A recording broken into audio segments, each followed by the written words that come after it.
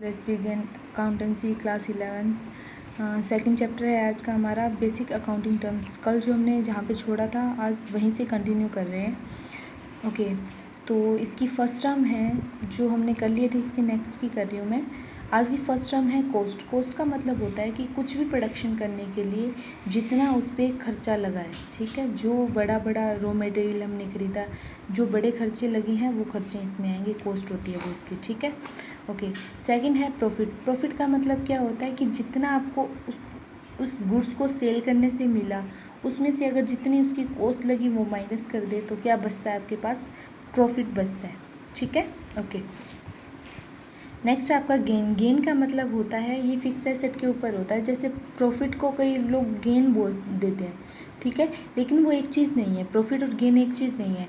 जब आप कोई भी फिक्स एसेट बेचती हो, जैसे आपने एक बहुत बड़ी लैंड बेची, ठीक है, उसकी जो अमाउंट थी वो 5 करोड़ रुपीज़ थी, ठीक है, लेकिन वो बिकी तो 6 करोड़ में बिकी, तो जो 1 करोड़ एक्स्ट्रा मिला वो क्या है, गेन। और वो ये हमेशा फिक्स एसेट के ऊपर ही होता है।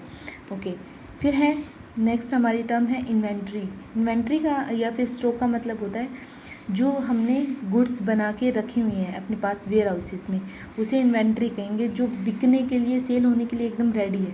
ओके, ठीक है, ये फिनिश्ड गुड्स होती हैं। हो सकता है इसमें इन्वेंट्री को 3 टाइप्स में बांटा जाता है, inventory of raw material, inventory of work in progress and inventory of finish goods. मतलब कच्चे माल की भी इन्वेंट्री होती है और जो बीच में चल रहा है, मतलब अभी प्रोसेसिंग में है, उसकी भी इन्वेंट्री, सबकी अलग अलग होती है। इन्वेंट्री का मतलब होता है जो गुड्स आपके पास हैं रखी हुई, चाहे वो किसी भी फॉर्म में है। नेक्स्ट है क्लोजिंग स्टॉक। क्लोजिंग स्टॉक का मतलब है साल के एंड में जो हमारे पास बच गया है स्टॉक, बिना बिके रह गया है, वो स्टॉक इसमें आएगा, ठीक है। और वही तीनों तरह का स्टॉक हो सकता है, तीनों तरह में बच सकता है। ओपनिंग स्टॉक का मतलब होता है जब नया साल आपके पास स्टार्ट करते हैं अपन, तो उसमें जब भी नया साल हम स्टार्ट कर रहे हैं तो कुछ ना कुछ पिछले साल का जो बचा होता है तो उसे बोलेंगे ओपनिंग स्टॉक। जैसे पीछे हमारा कुछ बचा हुआ बिना बिके हुए रह गया, वो नेक्स्ट ईयर में क्या होगा, ओपनिंग स्टॉक हो जाएगा, ठीक है।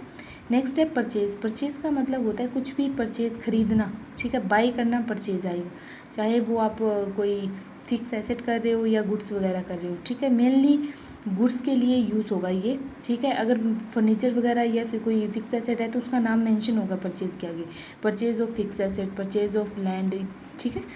अगर सिंपल परचेज़ आए तो इसका मतलब गुड्स के लिए। ऐसे ही सेल सिंपल आए तो ये गुड्स के लिए, मतलब गुड्स को सेल किया है। नहीं तो हम क्या समझेंगे, अगर उनके आगे आ गया sale of furniture, sale of ये फिक्स एसेट को सेल करना। नेक्स्ट है वाउचर। वाउचर एक डॉक्यूमेंट्स होता है, एक एविडेंस होता है जो हमें दिखाता है कि हमने सेल परचेज जो की उसकी एंट्री उस पर होती है। नेक्स्ट है आपका डिस्काउंट। डिस्काउंट कई तरह के होते हैं, 2 तरह में हमने बांटा इनको। एक ट्रेड डिस्काउंट होता है, एक कैश डिस्काउंट। ट्रेड डिस्काउंट वो डिस्काउंट होता है जिसकी एंट्री नहीं की जाती है, बस, ठीक है, नाम मात्र के लिए उसको दिखाते हैं कि हमने डिस्काउंट दिया, ठीक है। जैसे कपड़े वाले हैं, ठीक है, एक रेडीमेड शोरूम है, ठीक है, गारमेंट्स का।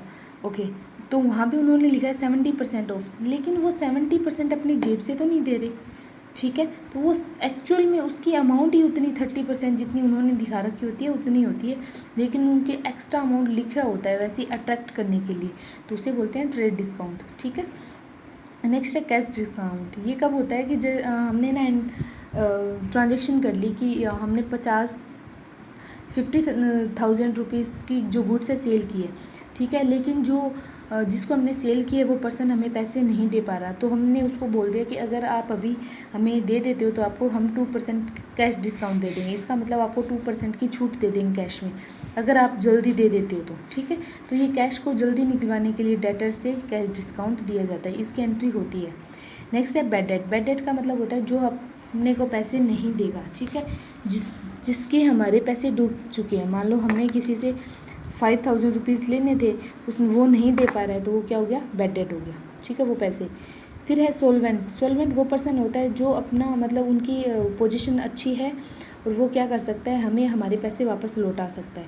इनसॉल्वेंट इसका अपोजिट होता है, ऐसा पर्सन जो हमारे पैसे वापस नहीं कर सकता, ठीक है, मतलब दिवालिया हो चुका है, उसके पास कुछ भी नहीं है। नेक्स्ट है कैपिटल रिसिप्ट। जब आप कोई भी फिक्स एसेट वगैरह सेल करते हो तो जो आपको उस टाइम जो अमाउंट मिलती है उसे बोलेंगे कैपिटल रिसिप्ट हुआ है वो, ठीक है, बहुत बड़ी मात्रा में, जो बहुत बड़ी अमाउंट होती है।